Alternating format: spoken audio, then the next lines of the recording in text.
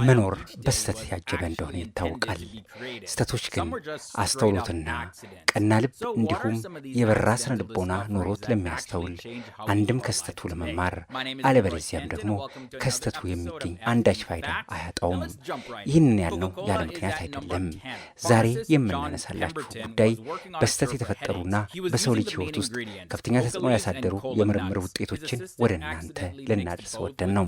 ምክንያቱ ደግሞ ሳምንቱን በታሪክ ስተት ከተሰሩባቸው በርካታ ስራዎች መካከል በዚህ ሳምንት የተከሰተው የጥቁር ሞት ጉዳይ አንዱ ነውና ነው። በዚህ ጉዳይ የሰው ልጅ የሰራቸው ስተቶችና ግን ዓለም የቀየሩ እውነቶች የምናወራው በ14ኛው ክፍለ ዘመን ነው። የዛሬ 700 ዓመት አካባቢ መሆኑ ነው። እንግዲህ ጥቁር ሞት የሚለው ስያሜ የሰጡትና ተስቦ በሽታ በመባል የሚታወቀው ወረርሽኝ ህዝቦችን ጥርግርግ አድርጎ ሲጨርስ ያዩ የአውሮፓ ገበሬዎች የበሽታው አስተላላፊ ከየሰው ቤት የማጠፋዋ ድመት ነች ብለው ደመደሙ።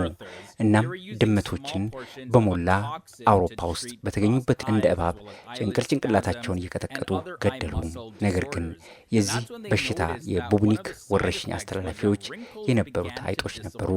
በመሆኑም የአውሮፓ ገበሬዎች ለመፍትሄ ብለው ድመቶችን ሲጨርሱላቸው አይጦች እንደ ጉድ ለመራባትና በሽታውን ይዘው ከቤት ለቤት ለመራወጥ ተመቻቸው።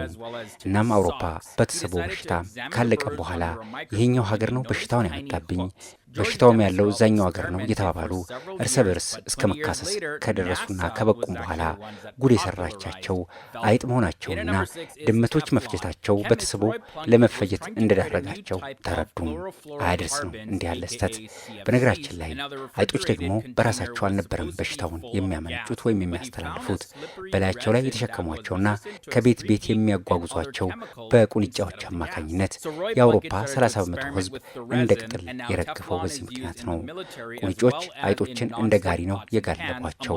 ቁንጫና አይጥ ጉልበት አውጥተው አገር ያጠፋሉ ብሎ ማን አሰበም? እዚህ ላይ ቀየር እናድርገውና አይጦችን ዳግመኛ በተስቦ አስመጪነት ያቀረበውን የአልበርት ካሙን ዘ ፕሌጅ ድርሰት በሰፊው ስለዚሁ አይጦችን በተስቦ አስመጪነት ያቀረበውን ሀሳብ እናገኛለን። አሜሪካኖች ደግሞ መጡና በአምሳዎቹ በየቤቱ የሚመረቱ የአልኮል መጠጥና ቁንዱፍቱን በሕግ ከለከሉ። ቢራና አረቄ በየቤቱ ሲጠመቅ ወይ ሲቸረቸር በተገኘው ሰው ላይም አይቀጡ ቅጣት አወረዱ። ውጤቱ ምን ሆነ አትሉም? ውጤቱ ምን ሆነ መሰላችሁ? ውጤቱ በሰላም አልኮል ይጠጣ የነበረውና ሰውን ኮማሪውን ሁሉ ወደ ሐሺሽ ፊቱን ማዞሩ ነበረም። ኮኬን፣ ማርዋና፣ ካናቢስ፣ እጸፋሪስ ወዘተ በድብቅ መቸብቸብ ጀመሩ። 6 የቤት ቢራ በርካሽ ገዝቶ የሚጠጣው መሸተኛ ሲከለከል አንድ ጋንጃ ስቦ የ16 ቢራ ያህል መስከር እንደሚችል አወቀ እና ሀገሩ ጋንጃ በጋንጃ ሆነ።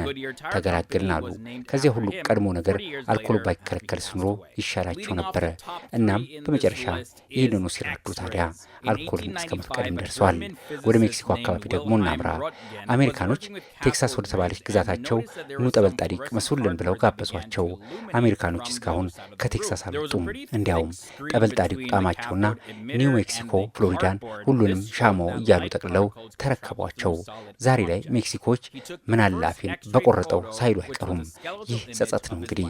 አሁን በአጥር እየዘለሉ ወደ አሜሪካ እየተሻገሩ የሚገኙት ሜክሲኮችስ አሜሪካ ሁሉንም ሜክሲኮ ስላልጠቀለለች ይበሳጩ ሆነ ወይስ እኛም ጋር መሀል ዘለል ብላችሁ ኑልን ያችን የድሮዋን የምናቃትን ጠበል ጣዲቅ ቅመሱልን ብለው ለመጋበዝ ይሽቀዳደሙ ይሆን አናውቅም። አሌክሳንደር ግራም ቤል በምርምር ላብራቶሪ ሆኖ ማግኔት አግኝቶ የድምፅ ሞገድ የሚቀበል ስልክ ለመስራት እየሞከረ ነው። ሙከራው በበርካታ ስህተቶች የተሞላ ነበር። ከነዚህ ስህተቶች መካከል አንደኛው 2 ተናጋሪዎችን በማገናኘት ፋንታ የአንዱን ንግግር ለሌላው የሚያሰራጭ ግራምፎን ሆነና አረፈው። ይህ የስህተት ውጤት ሲጠና አዋጪ የቴፕ መጫወቻ ሪከርደር ሊሆን እንደሚችል ታወቀ፣ ሬዲዮ እንደሚሆን። ከዚያ እንደ ጉድ እየተመረተ በየመኪናው፣ በየአውሮፕላኑ፣ በየቤቱ እንደሚገባ እንደሚቸበቸብ ተገለጠላቸው። ስህተቱ ታሪክን ቀየረ። እነሆ ዛሬ እኔም ከእናንተ ጋር በዚሁ ስህተት ልገናኝ በቃውም። የአንደኛው ዓለም ጦርነት ያጠኑ አንዳንድ የሕክምና ታሪክ ጸሐፊዎች በጦርነቱ ወቅት የሚደርስባቸውን የቁስል ኢንፌክሽን የተነሳ ካለቁት የሁሉም ወገን ተዋጊ ወታደሮች ወይም ሲቪሎች የበለጠ ቁጥር ያለው ወታደር የጨረሰው በስፒሮሺትስ ባክቴሪያዎች አማካኝነት የሚተላለፈው የቂጢኝ ወይም የጨብጥና የጨብጥ ተላላፊ አባላዘር በሽታ አንዱ ነው። ወታደር ሲባል በደሞ የሚኖር በደቦ የሚንቀሳቀስ ፍጡር ነው። እነዚህ የአባላዘር በሽታዎች ደግሞ አንዱ በተቀመጠበት ጨርቅ ላይ ሌላው ከተቀመጠ ራሱ ተቀማጩን በአፍታ ቃብ የሚያደርጉ እንደ ንፋስ ፈጥነው እንዲተላለፍና እንዲስፋፋ የተረገሙ ህዋሲያን ናቸው። እናም የቅጥኝ ተስቦ የገባ ወታደሩን ሲያማቅቅና ሲያረክፈው የእንግሊዝ ሳይንቲስቶችን ተማጸኑ፣ መፍትሄውን አምጡ፣ አለበለዚያ ጦርነቱን በቅጥኝ የተነሳ ልንሸነፍ ነው አሉ።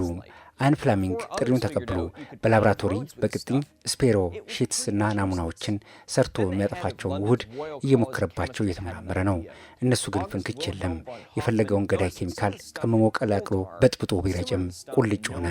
በመሃል ግን አንዱ የፍላሚንግ ናሙና መሬት ወድቆ የሻገተ ጥሬ ሻጋታ ላይ አርፎ ኖሯል።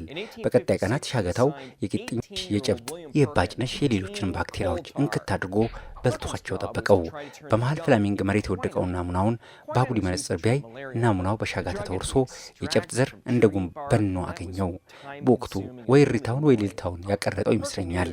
ያ ሻጋታ በፈሳሾችና በዱቄት ተዘጋጅቶ ፔኒሲሊን የሚል ስም ተሰጥቶት የስንቱን ወታደር በቅጥኝ የነፈረቀ ቁስል አስታገሰለት፣ ስንቱን ፈወሰ።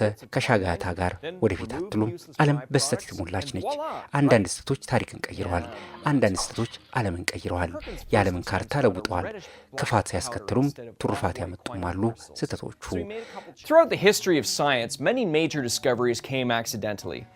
ቢል ፋውሲትም 100 የዓለማችን ስህተቶችንና ዓለምን የቀየሩ ጉዳዮች ሲል በመጽሐፉ ከትቦ አስቀምጧል። ከነኚህ ውስጥ ያገኘናቸውን ጥቂት ጉዳዮች ብቻ ነው ወደ እናንተ ያደረስነው። እንግዲህ ስህተቶች የበርካታ ሰዎችን ሕይወት ቀይረዋል። በስህተት የተፈጠሩ ነገሮች እንደ ጉድ ናቸው። ቀደም ሲል ካነሳነው ባሻገር ማይክሮኦቨን፣ ኮካኮላ፣ ጎማ ወይም ላስቲክ፣ እነ ኤክስሬ የሕክምና ግኝቶች እንዲሁም አኔስቲዣ ወይም ናይትሮን ኦክሳይድ የመሳሰሉ ሁሉ በስህተት ወይም በአጋጣሚ የተፈጠሩ ናቸው። X-rays. In 1895, a German physicist named Wilhelm Röntgen was working with cathode rays and noticed that there was some fluorescent cardboard that began to illuminate from the other side of the room. እኛም የዛሬውን ዝግጅት በስህተት የሚሰሩ ጉዳዮች ሁሉ ለበረከት ይውሉ ዘንድ ተመኝተን የዛሬውን ዝግጅት ጨረስን። Anesthesia was also discovered by accident. Nitrous oxide, aka laughing gas, used to be pretty much something that people would use for fun at parties.